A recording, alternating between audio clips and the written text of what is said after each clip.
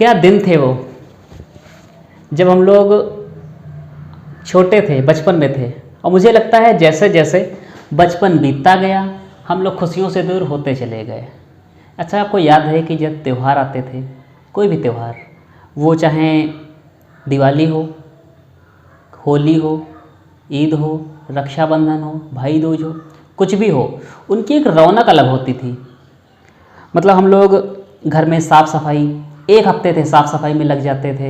उसके बाद मेहमानों का इंतज़ार करते थे, या हम लोग मेहमान के यहाँ जाने के लिए सारी तैयारियां करते थे। मतलब एक रौनक अलग होती थी।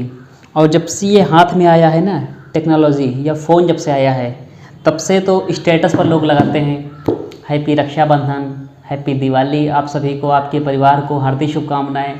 तो ये मैं नहीं कहता कि वो लोग प्यार नहीं करते हैं, जुड़ाव नहीं करते, लेकिन कहीं ना कहीं मुझे लगता है कि इतना पास होकर भी लोग दूर जा चुके हैं।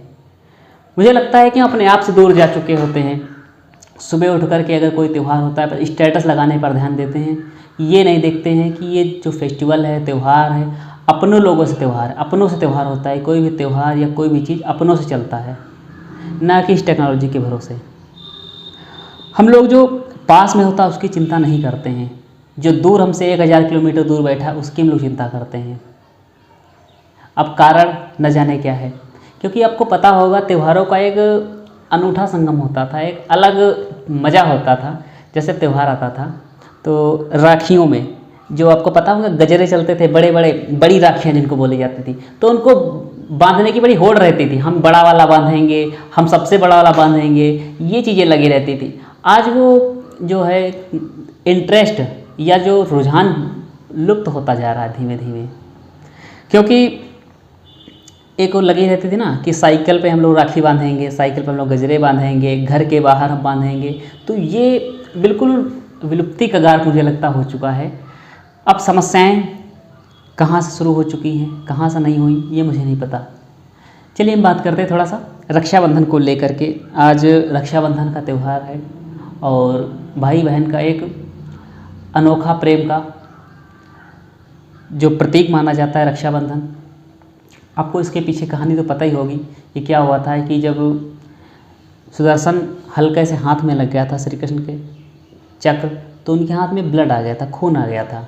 तो द्रौपदी ने अपनी साड़ी फाड़ करके जल्दी से बांध दी, और बांधने के बाद में उनका ब्लड रुक गया। तो उन्होंने कहा था कि मेरी इस कठिनाई में आपने मेरे साथ दिया है, आप मेरे साथ हो, आपने मेरा दर्द देखा, तो आपके परेशानी में, दर्द में मैं आपके साथ रहूँगा। तो वो आपको घटना पता है कि जब चीरहरण हुआ था द्रौपदी का, तो श्री कृष्ण ने साड़ियों की दुकान लगा दी थी। लोग खींचते गए और साड़ी ख़त्म नहीं होने पाई। तो वो भी चीज़ें, कथाएं हैं, अपनी अलग भूमिका रखती हैं। और काफ़ी लोग ऐसे होंगे जिनके सगी बहन नहीं होंगी। फॉर एग्जांपल मी, ऐसे बहनें भी बहुत होंगी जिनके भाई नहीं होंगे। तो ऐसे को घबराने की या दुखी होने की आवश्यकता नहीं है, क्योंकि विवेकानंद जी गए थे स्पीच देने के लिए शिकागो। तो वहाँ पर शुरुआत सब कर रहे थे ladies and gentleman, ladies and gentleman.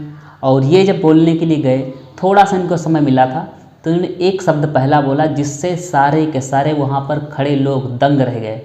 इन्होंने अपने लेक्चर की, अपनी स्पीच की शुरुआत की थी भाइयों और बहनों। उन्होंने बताया कि मेरा जो भारत देश है ये भाइयों बहनों का देश है, ना कि लेडीज़ और जेंटलमैन का देश है। इसीलिए आपको पता है मोदी जी जब भी अपनी स्पीच शुरुआत करते हैं तो भाइयों बहनों और मित्रों से शुरुआत करते हैं, क्योंकि इन शब्दों में इतना अपनापन होता है, इतना प्यार छुपा होता है। और ये भाइयों बहनों का प्यार, भाई बहन का प्यार, जब हम लोग बचपन में होते हैं ना, जब 8 से 10 साल की एज में होते हैं, तो अगर आपकी सिस्टर होगी या आपका भाई होगा तो आपको पता होगा कितनी ऐसे से रहती है, अच्छी खासी ठनी रहती होगी। आपको लगता है कि ये मुझे बहुत परेशान करता है, या फिर ये मुझे बहुत परेशान करती है, ये बहुत दुष्ट है, ये बहुत शैतान है, ये सारी चीज़ें रहती हैं। जैसे जैसे मैच्योर होते हैं, बचपन दूर होता है, तो हमको लगता है कि वो हमारे जीवन का कितना बड़ा अंग बन चुका है या बन चुकी है। क्योंकि जब भी हम परेशान होते हैं, जब भी दुखी होते हैं, तो एक बहन ही होती है जो समझती चीज़ों को, वो उस दर्द को समझती है, प्यार को समझती है। और एक भाई ऐसा होता है जो अपनी बहन की दिल की बात को समझता है कि आखिर वो चाहती क्या है।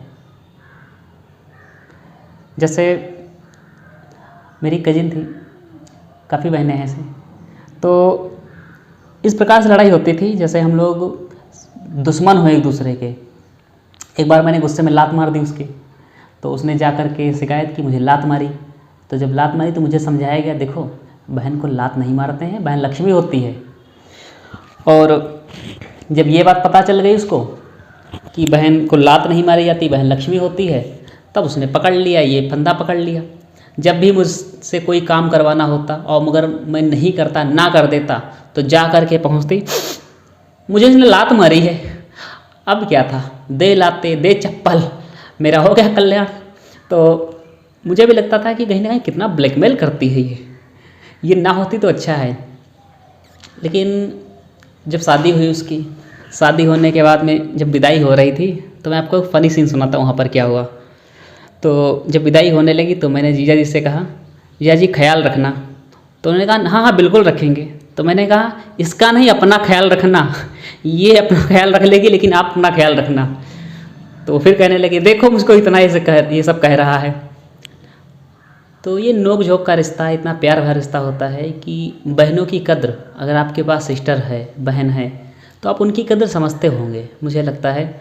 और ये दिन जो होता है, ये एक कम से कम आप उस चीज़ को एक्सप्लेन करो, दिखाओ, जताओ कि मैं अपनी बहन से कितना प्यार करता हूँ, अपने सिस्टर से कितना प्यार करता हूँ, या मैं अपने भाई से कितना लगाव करती हूँ।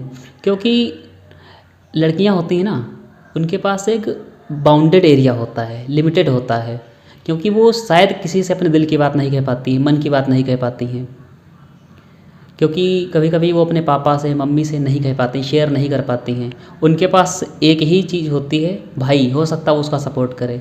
तो मैं चाहता हूँ जितने भी भाई हैं और जिनकी बहनें हैं, सगी बहन है या कजिन है, मामा की, चाचा की, फूफा की, जिनकी, तो उनको समझें, उनको प्यार समझें, क्योंकि वो भी आपकी बराबरी के हकदार हैं, वो भी आज़ादी की हकदार हैं।